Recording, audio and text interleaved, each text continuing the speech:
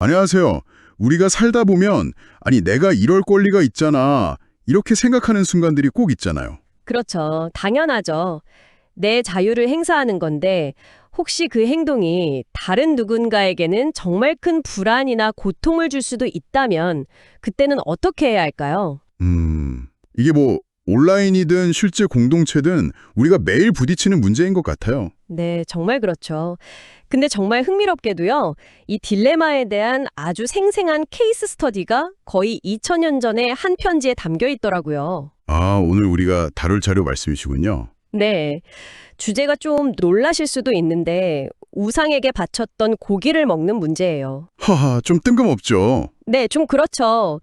하지만 이 오래된 텍스트가 개인의 권리랑 공동체 책임 사이에 그 긴장감을 얼마나 날카롭게 파고드는지 그 논리를 따라가다 보면 정말 깜짝 놀라실 겁니다. 네, 오늘 우리가 살펴볼 고린도전서 8장이 바로 그 자료입니다. 이게 단순히 뭐가 옳고 그르냐의 문제는 아니거든요. 아, 그런 게 아닌가요? 네, 내가 옳다는 걸 아는 지식과 다른 사람을 배려하는 사랑, 이 두 가지가 정면으로 꽝 부딪힐 때 우리는 뭘 선택해야 하는가? 이런 아주 근본적인 질문을 던지죠. 과연 사실적으로 옳은 게 항상 최고의 가치일까요? 오늘 이 오래된 텍스트를 통해서 그 질문을 한번 깊게 파헤쳐보시죠. 좋습니다. 그럼 그 논쟁의 장으로 바로 한번 들어가 보죠. 시작부터가 아주 도발적이에요. 1절이 지식은 교만하게 하며 사랑은 덕을 세운다고 딱 선언하잖아요. 네, 이건 거의 지식에 대한 경고처럼 들리는데요. 그렇죠. 자칫하면 거의 반지성주의적인 선언처럼 들릴 수도 있어요. 맞아요. 그런데 정말 재미있는 건요. 저자가 지식을 가진 사람들의 주장이 사실은 맞다고 인정하고 시작한다는 점이에요. 정말요? 네. 사절을 보면 우상은 세상에 아무것도 아니다 라고 하면서 그들의 지식이 신학적으로는 옳다고 확인을 시켜줘요. 문제는 그 지식의 내용이 아니라 그 지식이 만들어내는 태도라는 걸 처음부터 딱 못 받고 시작하는 거죠. 아, 그러니까 네 말이 맞아. 근데 그게 다가 아니야. 약간 이런 느낌이군요. 정확합니다. 근데 2절은 더 심오해요. 무엇을 아는 줄로 생각하면 아직도 마땅히 알 것을 알지 못하는 것이다. 이거는 뭐랄까 거의 철학적인 수수께끼 같아요. 하하, 그렇죠. 내가 뭔가를 안다고 확신하는 그 순간 사실은 아무것도 모르는 거다. 이런 뜻인가요? 이거 좀 위험한 생각 아닌가요? 네, 아주 날카로운 지적이세요. 자칫하면 사실 자체를 무시하고 그냥 감정만 중요하게 될 수도 있잖아요. 바로 그게 이 텍스트가 우리에게 던지는 도전이죠. 저자는 여기서 안다는 것의 정의를 완전히 뒤집고 있어요. 정의를 뒤집는다. 네, 안다는 게 내 머릿속의 정보를 막 저장하는 그런 행위가 아니라는 거예요. 3절에서 힌트를 주는데 누구든지 하나님을 사랑하면 이 사람은 하나님이 알아주시는 사람이다. 아, 즉, 진정한 알은 내가 주체적으로 뭔가를 소유하는 게 아니라 사랑의 관계 속에서 상대에게 알려지는 경험이라는 거죠. 와, 관점의 전환이네요. 네, 내가 얼마나 많이 아는가에서 내가 어떤 관계 속에 있는가로 무게중심을 확 옮기는 거군요. 바로 그거죠. 야, 이건 뭐 종교적인 맥락을 떠나서 생각해봐도 의미가 정말 깊은 것 같아요. 예를 들어서 제가 어떤 사람에 대해서 책을 수십 권 읽고 모든 데이터를 다 외웠어요. 네, 그렇게 하고 제가 그 사람을 안다고 말할 수는 없잖아요. 직접 만나고 관계를 맺어야만 알 수 있는 그런 차원이 있으니까요. 바로 그거예요. 이 텍스트는 지식이 관계를 배제할 때 얼마나 쉽게 오만함으로 이어지는지를 경고하는 거죠. 아, 내가 가진 옳은 정보에만 딱 집중하면 다른 사람을 가르치려 들거나 심하면 무시하게 되기 쉬우니까요. 네, 그렇죠. 아, 갑자기 제 예전 생각이 나네요. 제가 한창 환경 문제에 빠졌을 때가 있었거든요. 네네. 제 지식은 옳았죠. 근데 가족들 식사할 때마다 이건 이래서 나쁘고 저건 저래서 안 된다고 계속 지적질만 했어요. 하하, 결과가 눈에 보이는데요. 결과요. 가족들을 설득하기는커녕 저를 그냥 잘난치 않은 피곤한 녀석으로 만들었을 뿐이죠. 제 지식은 덕을 세우지 못하고 관계만 무너뜨린 거예요. 하하하, 정말 와닿는 비유네요. 결국 옳은 꼰대가 되는 걸 경계하라는 말이군요. 딱 맞습니다. 자, 그럼 이제 이 옳은 지식을 가진 사람들과 다른 그룹이 충돌하는 지점으로 넘어가 보죠. 지식이 있는 사람들은 우상에게 바친 고기 당연히 먹을 수 있다고 생각해요. 네. 어차피 우상은 아무것도 아니니까요.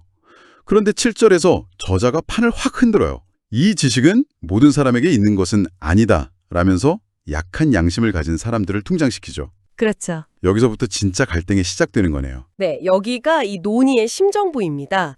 약한 양심이라는 표현이 좀 오해를 살 수 있는데요. 이게 그들의 믿음이 더 열등하거나 지적으로 부족하다 이런 뜻은 아니에요. 아, 그런가요? 오히려 과거의 트라우마나 습관에 깊이 얽매여 있는 심리적으로 더 취약한 상태에 가깝다고 볼 수 있어요. 심리적으로 취약하다는 건 구체적으로 어떤 의미죠? 7절 뒷부분을 보면요. 이 사람들은 우상에게 바쳤던 재물을 먹는 행위 자체를 과거의 우상숭배 경험과 분리를 못해요. 아, 머리로는 우상이 가짜라는 걸 들어서 알 수도 있겠죠. 하지만 마음과 몸에 밴 습관 때문에 그 음식을 입에 넣는 순간 죄책감과 더러움을 느끼는 거예요. 와, 이건 이성으로 통제가 안 되는 영역이겠네요. 바로 그거죠. 예를 들어서 누군가 거미에 대한 극심한 공포증이 있다고 한번 생각해 보세요. 네. 우리가 옆에서 이 거미는 안전한 유리상자 안에 있고 독도 없어 라고 100번 설명해줘도 그 사람의 심장이 미친 듯이 뛰고 식은땀이 나는 걸 막을 수는 없잖아요. 아, 그쵸. 저자는 바로 그 사람의 주관적인 고통, 그 내면의 현실을 존중하라고 요구하는 거예요. 당신의 지식이 옳다는 사실이 그 사람의 고통을 없애주지는 않으니까요. 와, 그 비유를 들으니까 그냥 확 이해가 되네요. 그렇죠. 이거 완전 오늘날 트리거 워닝, 그러니까 주의문구 논쟁과도 바로 연결되는 지점 같아요. 아, 맞아요.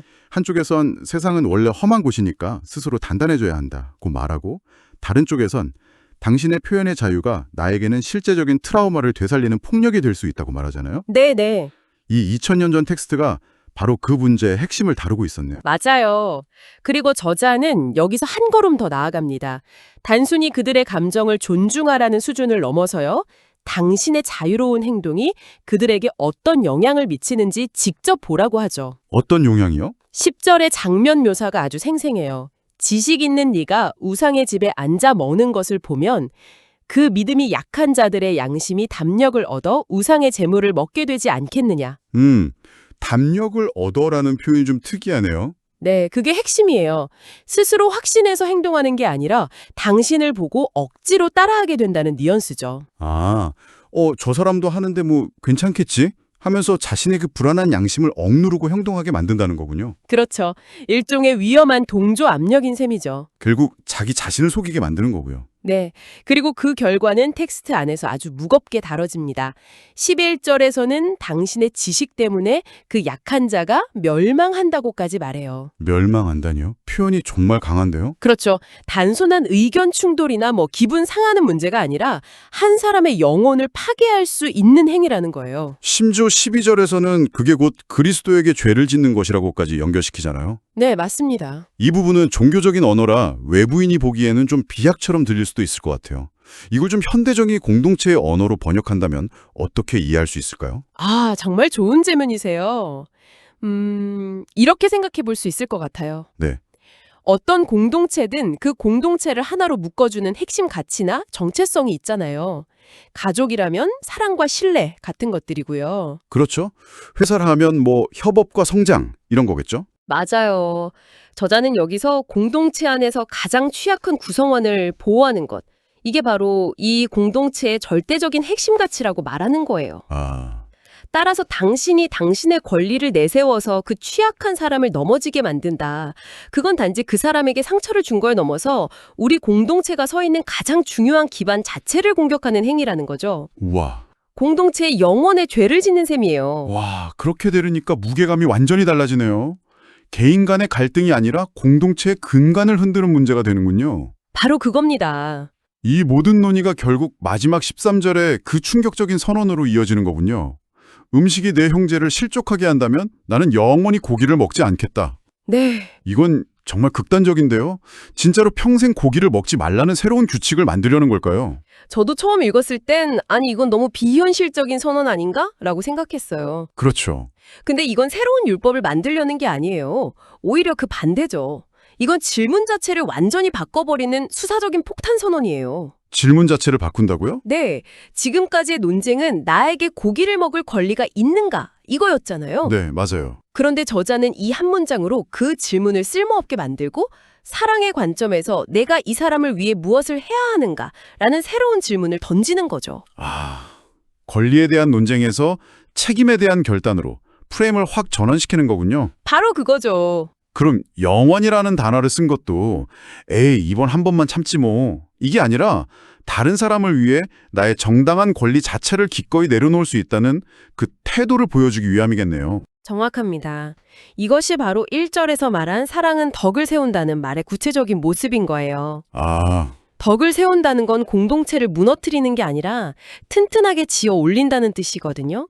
내가 가진 지식과 자유를 벽돌처럼 사용해서 나를 증명하는 성을 쌓는 게 아니라 네. 다른 사람을 받쳐주는 다리를 놓는 데 사용하라는 거죠. 와. 오늘날 우리 사회가 나의 권리를 외치는 목소리는 정말 크잖아요. 그렇죠. 그런데 이 텍스트는 공동체의 힘은 가장 강한 구성원이 얼마나 많은 권리를 누리느냐가 아니라 그들이 가장 약한 구성원을 위해 얼마나 많은 권리를 기꺼이 내려놓느냐에 달려있다고 말하는 것 같아요. 오늘 우상 제물이라는 낯선 소재에서 시작해서 개인의 자유와 공동체의 책임이라는 아주 보편적인 딜레마까지 깊이 파고들어봤네요. 네. 내가 옳다는 사실을 증명하는 것보다 내가 공동체 안에서 사랑으로 행동하고 있는지를 먼저 돌아보게 만드는 정말 강력한 메시지였습니다. 그렇죠. 결국 이 텍스트가 우리에게 던지는 도전은 이것 같아요. 자신의 권리를 주장하기 전에 내 행동이 주변에 더 취약한 사람에게 어떤 영향을 미칠지 먼저 생각하라는 것. 네. 내가 옳다는 것을 증명하는 것보다 내가 함께 있다는 것을 보여주는 것이 더 중요하다는 강력한 외침이죠. 마지막으로 여러분이 한번 생각해 볼 만한 질문을 하나 남기고 싶어요. 네. 정보가 넘쳐나는 오늘날 우리는 그 어느 때보다 많은 지식을 가졌고 또 더 많은 자유를 주장합니다. 그렇죠. 혹시 당신의 삶 속에서 당신의 너무나도 올바른 지식이나 정당한 자유가 자신도 모르게 가족이나 동료 혹은 온라인의 누군가를 넘어지게 만드는 걸림돌이 되고 있는 부분은 없을까요? 그리고 그 한 사람을 위해 당신이 가진 당연한 권리 하나를 이번 주에 잠시 내려놓는다면 그건 어떤 모습일까요?